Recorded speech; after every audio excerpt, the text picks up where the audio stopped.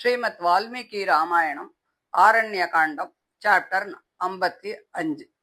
அந்த ராட்சசர்களை எல்லாம் அனுப்பிச்சுட்டு ராவணன் சகல புருஷார்த்தத்தையும் அடைஞ்சுட்டா மாதிரி ரொம்ப சந்தோஷமா இருந்தான்.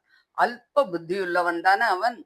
பிறகு சீதை கிட்ட ரொம்ப ஆசை ஜாஸ்தியாகி அவளையே நினைச்சுண்டு அவளை பார்க்கணும்னு ஆசைப்பட்டு அந்த புறத்துக்கு போறான். அங்க ராட்சசிகளுக்கு நடுவுல சீதை கண்ணீரை தாரதாரையா பெருகிண்டு சோகத்தால முகமெல்லாம் வாடி சமுத்திரத்துல பெரும் காற்றால் அடிபட்டு மூழ்கும் படகு மாதிரி அவ உக்காந்திருக்கிறத ராவணன் பார்க்கிறான். பெண்மான் தன் இனத்தை விட்டு பிரிந்து வேட்டை நாய்களால் சூழப்பட்டது போல சீதை அந்த ராட்சசர்களோட கூட்டத்துல மாட்டிண்டு குனிஞ்ச தலை நிமிராம பூமிய பார்த்தபடியே இருக்கிறத பாக்குறான். ஜனஸ்தானத்துல என்னுடைய பலத்தையும் பராக்கிரமத்தையும் ஐஸ்வர்யத்தையும் விசேஷமா வர்ணனை பண்ணினேன். இப்போ என் செல்வத்தையும் அதிகாரத்தையும் நேரில் பார்த்தா அவன் நிச்சயமா மலைச்சு போயிடுவா, அப்போ எனக்கு வசப்பட்டுடுவா அப்படின்னு ராவணன் நினைக்கிறான். அவளை பலவந்தமா அழைச்சுண்டு ஒப்பில்லாத தன்னுடைய அரண்மனையையும் அதில் உள்ள ஆச்சரியங்களையும் காட்டுறான். மேடைகளும் உப்பரைகளும் மேல் மாடிகளும் விசித்திரமா இருந்தது. எங்க பார்த்தாலும் அழகிய ஸ்திரீகள் மின்னல் கொடிகளை போல சஞ்சாரம் பண்ணிட்டு இருந்தா. அபூர்வமான பட்சிகள் எல்லாம் அழகான கூட்டுல மதுரமா சப்தம் போட்டு இருந்தது. தங்கத்தாலும் வெள்ளியாலும் ஸ்படிகத்தாலும் செய்யப்பட்ட தூண்கள் வஜ்ர வைடூரியங்களால் அலங்கரிக்கப்பட்டு ரொம்ப அழகா இருந்தது.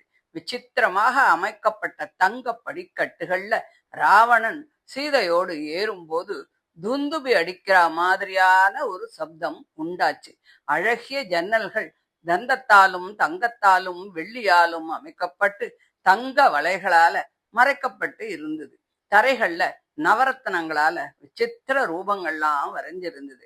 ஓடைகளும் நடைபாதைகளும் அபூர்வமான புஷ்பங்களால் அலங்கரிக்கப்பட்டு பல வகை மரங்கள்லாம் அங்க இருந்தது.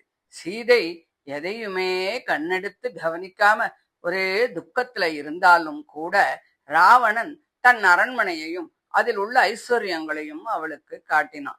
அதுல ஆசை வச்சு தன்னை எப்படியானும் அடைய மாட்டாளா அப்படின்னு சொல்லி ராவணன் நினைக்கிறான்.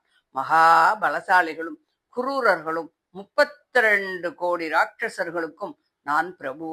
வயது சென்றவர்களையும் சிறுவர்களையும் பெண்டுகளையும் கூட நான் கணக்குல சேர்த்துக்கல.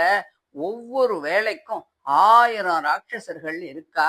இந்த ராஜ்யத்திலையும் இதுல இருக்கும் எல்லா காரியங்களையும் உங்ககிட்ட நான் ஒப்படைச்சு விடுறேன். என் உயிரையும் உன்னிடத்துல ஒப்படைக்கிறேன். என் உயிரை விட நீ எனக்கு ரொம்ப பிரியமானவள். நான் பல லோகத்திலிருந்தும் கொண்டு வந்த எண்ணற்ற ஸ்திரீகளுக்கு நீ அரசியாக இரு. என்னை பர்த்தாவா நீ ஏத்துக்கோ. வேறு யோஜனை எதுவும் பண்ணாத. உனக்கு நான் நல்லதைத்தான் சொல்றேன். என் வார்த்தையை நீ தட்டாத. உங்கிட்ட ஆசை வச்ச என் மேல நீ கொஞ்சம் தயவு வச்சு என்னோட இஷ்டத்தை நீ நிறைவேற்று. அநேக யோஜனை விஸ்தீர்ணமுள்ள இந்த லங்கையை எண்ணற்ற ராட்சசர்கள் ராவும் பகலுமா காத்துன்னு இருக்கா. தேவாசுரர்கள் ஒன்னா சேர்ந்தாலும் கூட இது கிட்டக்க நெருங்க முடியாது. தேவ யட்ச கந்தர்வ பன்னகர்கள் இன்னும் சகல லோகங்களிலும் உள்ள பிராணிகள் யாரும் என் எதிரில கூட நிற்க முடியாது. ராஜ்யத்திலேந்து அடித்து துரத்தப்பட்டு தபஸ்வி வேஷம் போட்டுண்டு ஆயுளும் தேஜஸும் அழிந்து பரதையாக தபிக்கும் அல்ப மனிதனான அந்த ராமனால உனக்கு என்ன பிரயோஜனம் இருக்கு? அதனால என்ன நீ ஏத்துக்கோ. நான் தான் உனக்கு தகுந்த கணவன். ஜனங்களுக்கு எவ்வளவு சீக்கிரத்துல போயிடும். அதனால இங்க என்னோடு நீ ஆனந்தமா காலத்தை கழிக்கலாம். இனி ராமனை பார்க்கணும் அப்படிங்கிற எண்ணத்தை விட்டுப்புடு. அவன் கனவில் கூட இங்கே வர முடியாது. மகா வேகமுள்ள காற்ற கயத்தால கட்ட முடியுமா? ஜொலிக்கும் நெருப்பு கொழுந்த கையால பிடிக்க முடியுமா? நீ என் காவல்ல இருக்கும்போது எங்கிட்டேந்து உன்னை தூக்கி கொண்டு போகக்கூடியவன் யாரும் இந்த லோகத்துல இல்ல. எல்லையற்ற இந்த ராஜ்யம் உனக்கே உனக்குத்தான். நானும் தேவர்களும் சகல பிராணிகளும் உன்னோட அடிமைகள். என்னோட பட்ட மகிழ்ச்சியா நீ அபிஷேகம் பண்ணிடு. என்னோட சகல போகத்தையும் நீ அனுபவி. நீ செஞ்ச பாபங்களுக்கு பயன்தான் உன்னோட வனவாசத்தை நீ அடைஞ்ச. அது இப்ப முடிஞ்சு போச்சு. இனி நீ செய்த புண்ணியத்தின் பலனை என்னோட சேர்ந்து இந்த லங்கா ராஜ்யத்தை ஆள போற. இந்த திவ்ய ஆபரணங்களையும் பரிமளங்களையும் ஹாரங்களையும் இன்னும் மனத்துல நினைக்கக்கூடிய சகல போகங்களையும் நாம் அனுபவிக்கலாம். என் தமையனான குபேரனை ஒரு நிமிஷத்துல ஜெயிச்சு அவனுடைய புஷ்பக விமானத்தை எடுத்து நுட்டேன். அந்த உத்தமமான விமானம் அகலமாகவும் சகல போக பதார்த்தங்களால் நிறைந்ததாகவும் சூரியனை போல பிரகாசமாகவும் இருக்கும்.